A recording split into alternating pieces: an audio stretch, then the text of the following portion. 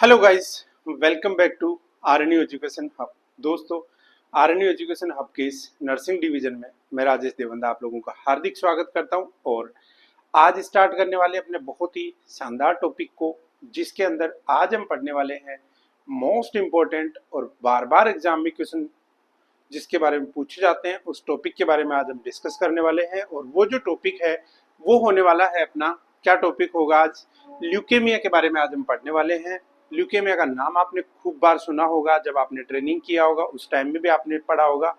लेकिन आज आप यदि किसी कंपटीशन की तैयारी कर रहे हो और कंपटीशन के अंदर आपको पढ़ना वही है जो एग्जाम में पूछा जाता है, तो एग्जाम में पूछने वाले जो क्वेश्चंस हैं वो सारे के सारे क्वेश्चंस आज ल्यूकेमिया, जो कि हाई स्कोरिंग टॉपिक है, जिसमें से हर एग्जाम में कोई ना कोई एक या दो क्वेश्चन आपको देखने को मिलता है, चाहे वो आरआरबी की एग्जाम हो, चाहे सीएचओ की एग्जाम हो, और चाहे मोस्ट कॉमनली जो आपकी नॉर्सेट की एग्जाम हो, वो वाली एग्जाम हो, तो उसके अंदर भी आपको एक क्वेश्चन पूछे जाते हैं। तो आज हम बात करते हैं ल्यूकेमिया के बारे में। ल्यूकेमिया का मतलब आपको सबको पता है, ल्यूकेमिया का मतलब होता है ब्लड कैंसर। क्या होता है?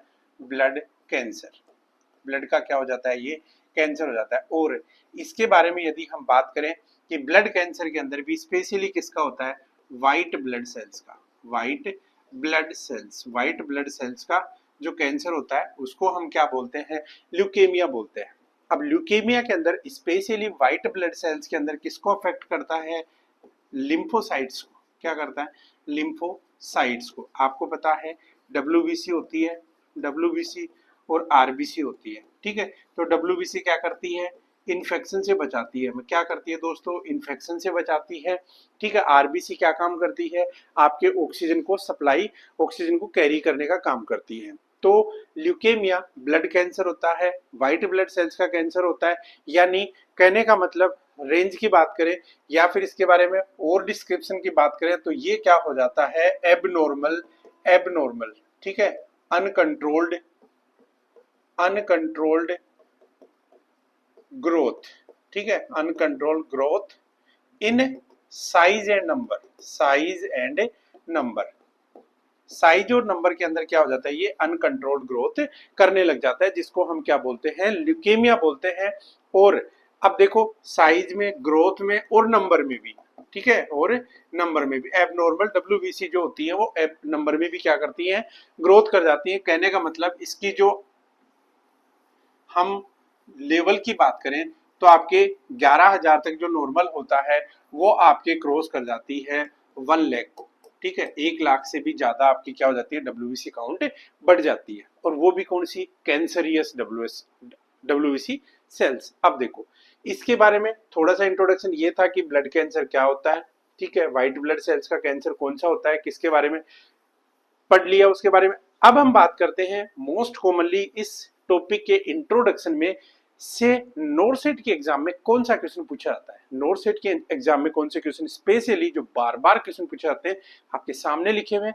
इसके क्लासिफिकेशन की यदि हम बात करें तो इसके 4 टाइप्स होते हैं: acute lymphocytic leukaemia, acute myeloid leukaemia और क्रोनिक लिम्फोसाइटिक ल्यूकेमिया, और सीएमएल क्रोनिक माइलोइड ल्यूकेमिया होता है। अब देखो, इनमें से जो इंपॉर्टेंट क्वेश्चन हमेशा पूछा जाता है उसके ऊपर आपको फोकस करना है, उसके ऊपर आपको फोकस करना है, क्योंकि आपको क्या करना है? एग्जाम क्लियर करनी है। सबसे मेन थिंग आपका क्या है? एग्जाम क्लियर करना है, नोरसेट की एग्जाम क्लियर करना है, ठीक है। तो इसके लिए स्पेशली जो मोस्ट कॉमनली पूछा जाने वाला क्वेश्चन होता है वो ये होता है कि चिल्ड्रंस में पाया जाने वाला ब्लड कैंसर मोस्ट कॉमनली कौन सा होता है? चिल्ड्रंस में पाया जाने वाला, यानी बच्चों में होने वाला मोस्ट कॉमन कैंसर कौन सा होता है? उसका आंसर आपका क्या हो जाएगा? ALL। जी हाँ दोस्तों, इंपॉर्टेंट है, याद कर लो, नोट कर लो इसको कॉपी के अंदर, कॉपी में नोट कर लो कि बच्चों में होने वाला most common cancer, blood cancer कौन सा होता है? Acute lymphocytic leukaemia. क्लियर है? दूसरा, यदि हम ओल्डर एज की बात करें, ओल्डर एज में होने वाला जो मोस्ट कॉमन कैंसर होता है वो कौन सा होता है? Chronic lymphocytic leukaemia. दोनों क्वेश्चन बहुत इंपॉर्टेंट है, बहुत इंपॉर्टेंट है। यही क्वेश्चन यदि मैं आपको एमसीक्यू के फॉर्म में कराता तो आपको कंफ्यूजन हो जाता। मैंने आपको टॉपिक इसलिए क्लियर करवाया कि आप इसको समझ सको अच्छी तरीके से। क्लियर है? तो पहला सवाल आपका क्लियर है कि अक्यूट लिम्फोसाइटिक ल्यूकेमिया सबसे ज्यादा किसमें होता है? बच्चों में होता है। और क्रोनिक लिम्फोसाइटिक ल्यूकेमिया किसमें होता है? ओल्ड एज के अंदर होता है। क्लियर है? ओके, अब हम बात करते हैं, आपने नाम सुना होगा ब्लड कैंसर के अंदर भी, ब्लड कैंसर में लिम्फोमा का नाम सुना होगा, यानी लिम्फ लिम्फोसाइट्स जो सेल्स होती है उन सेल्स का क्या हो जाता है, कैंसर हो जाता है, जिसको आपने और नाम सुना हो, होजकिंस या होजकिंस भी नाम है। होजकिंस लिम्फोमा के बारे में नाम सुना होगा। उसी के बारे में और हम डिस्कस कर लेते हैं कि लिम्फोमा क्या चीज होती है, क्या इसका इंट्रोडक्शन होता है, कौन कौन से टाइप्स होते हैं, क्योंकि इसके बारे में क्वेश्चन पूछा जाता है। लिम्फोमा बच्चों के लिए, क्योंकि सबसे ज्यादा अफेक्ट जो बच्चे होते हैं वो कौन से डिजीज से होते हैं, आपके इसी डिजीज से, लिम्फोमा से होते हैं। क्लियर है, जिसमें लिम्फोमा का क्लियर कट आपको पता है कि लिम्फोमा, ठीक है, नाम से पता चल रहा है लिम्फोमा, लिम्फोमा का मतलब होता है लिम्फ नोड्स, ठीक है, लिम्फ नोड्स, ठीक है, लिम्फ नोड्स के अंदर क्या हो जाता है, कैंसर हो जाना, यानी lympho is a cancer of lymph nodes, जो क्या करते हैं, अपनी बॉडी से लिम्फ को कलेक्ट करके लेके जाते हैं। क्लियर है, इसके बाद में अब इसमें स्पेशली यानी जो लिम्फोसाइट्स होती हैं, उन लिम्फोसाइट्स जो कि क्या करती है, इम्यूनिटी प्रोवाइड करवाती है, उनका क्या हो जाता है, इसके अंदर कैंसर हो जाता है। यदि हम बात करें कैसे होता है, there will be production of one और more abnormal cell in one और more of the lymph nodes. One और मोर लिम्फ नोड्स, देखो इनका क्लासिफिकेशन भी अलग अलग है, ये क्लासिफिकेशन भी आप आगे पढ़ेंगे कि वन और मोर वाला क्या क्या इंपॉर्टेंस रखता है इसके बारे में। इससे रिलेटेड काफी अच्छे अच्छे क्वेश्चन आपके सामने आएंगे। तो हम यदि बात करें इटियोलॉजी का, ठीक है, इटियोलॉजी देखा जाए आज तक पता नहीं चल पाया है, इटियोलॉजी आज तक पता नहीं चल पाया किसी भी कैंसर की, ठीक है।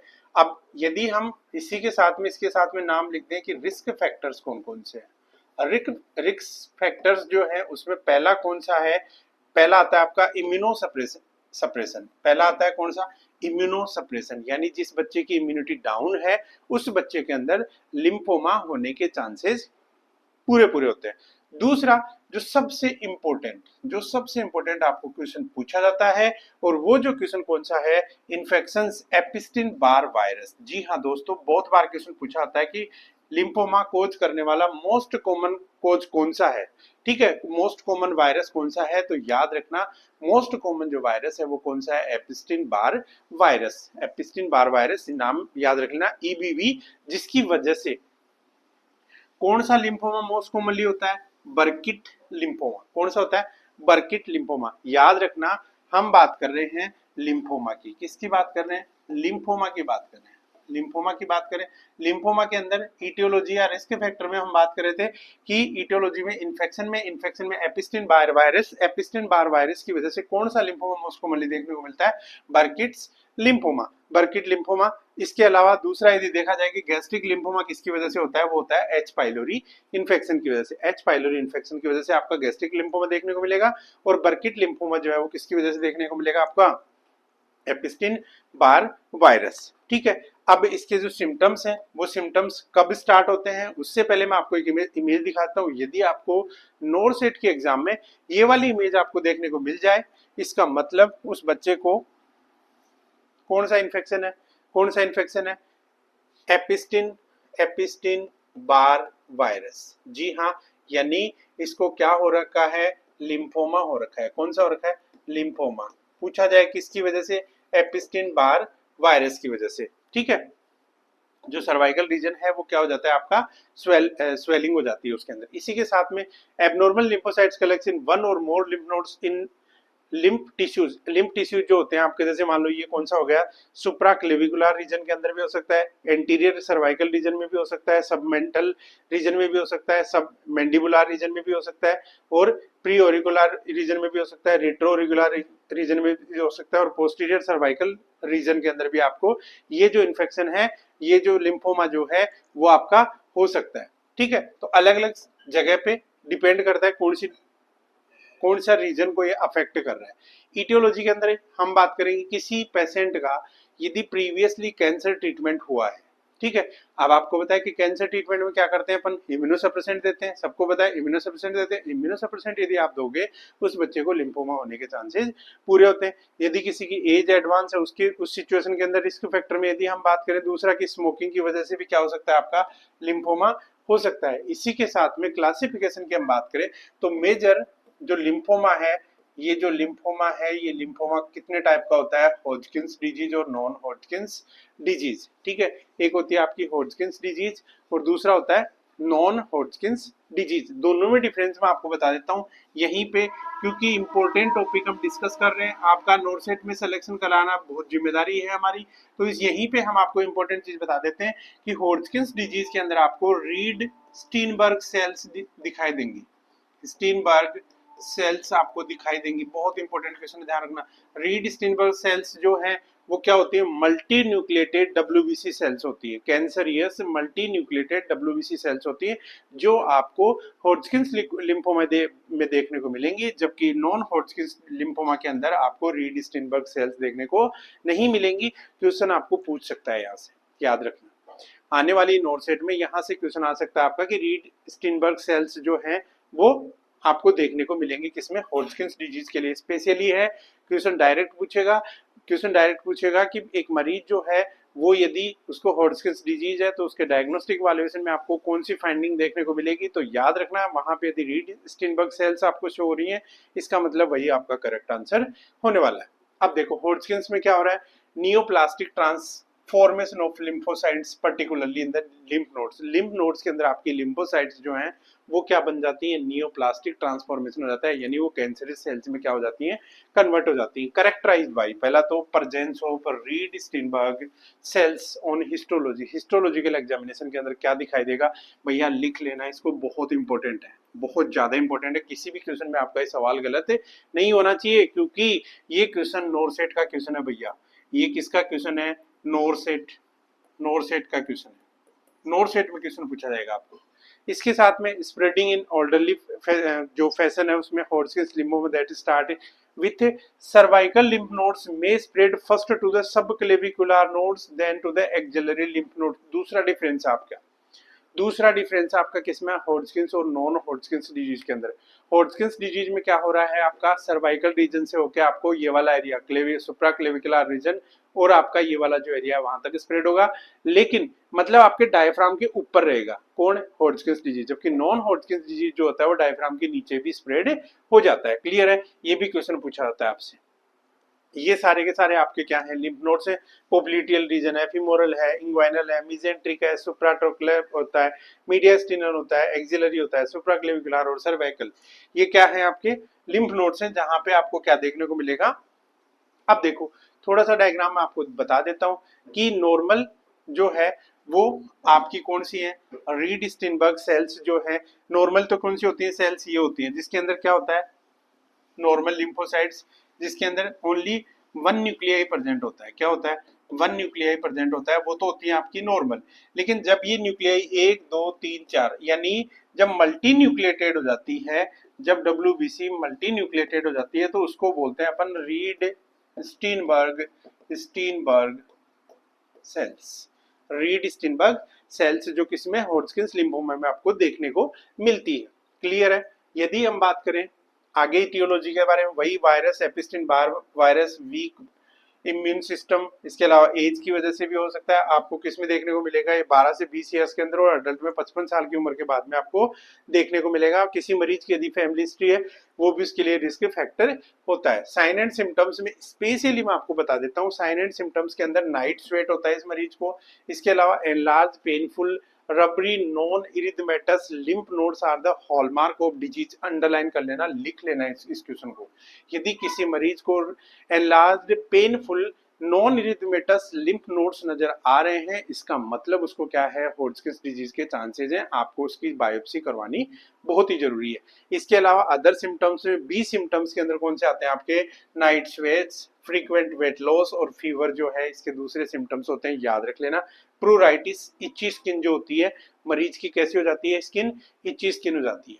ठीक है। सर्वाइकल के अंदर अलग अलग सिस्टम होता है, सर्वाइकल के अंदर होगा तो most common lesion sign lymphadenopathy होगा, एक्सिलरी होगा, हिपेटोस्प्लेनोमेगाली मरीज के अंदर देखने को मिलेगा। ये सारे अलग अलग सिस्टम है सारे सारे, लेकिन जो इंपॉर्टेंट है वो इंपॉर्टेंट मैंने आपको बता दिया कि सबसे पहले मरीज को क्या देखने को मिलेगा, एनलार्ज लिम्फ नोड्स देखने को मिलता है। अब हॉटकिंस डिजीज जो है, उस हॉटकिंस डिजीज को कैसे स्टेज में डिवाइड किया गया है। स्टेज फर्स्ट के अंदर ये जो डिजीज है वो सिर्फ और सिर्फ क्या होती है, लोकलाइज्ड होती है, यानी एक पर्टिकुलर एरिया के अंदर ही स्प्रेड होती है। स्टेज सेकंड के अंदर 2 और मोर लिम्फ नोड्स के रीजन जो होते हैं वो क्या होते हैं, इसमें अफेक्टेड होते हैं, दिख रहे होंगे आपको 2।